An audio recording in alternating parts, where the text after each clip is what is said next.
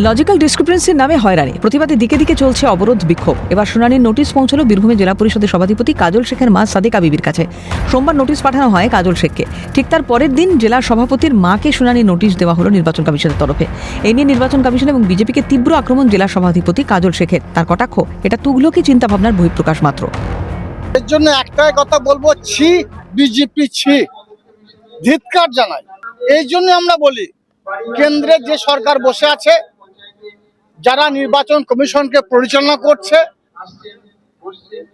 বারবার দেখেছি এই কেন্দ্রীয় সরকারের তুগলকি শাসন, মোহাম্মদ বিন তুগলকের মতো তাদের চিন্তা ভাবনা।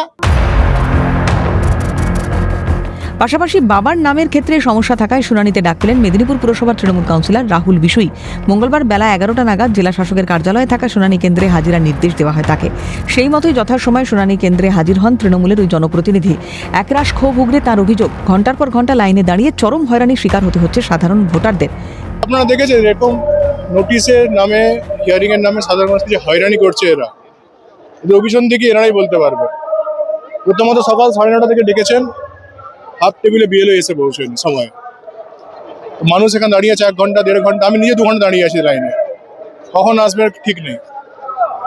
চরম অব্যবস্থার শিকার হচ্ছে ইসিআর। এটা এদেরকে আরো অনেক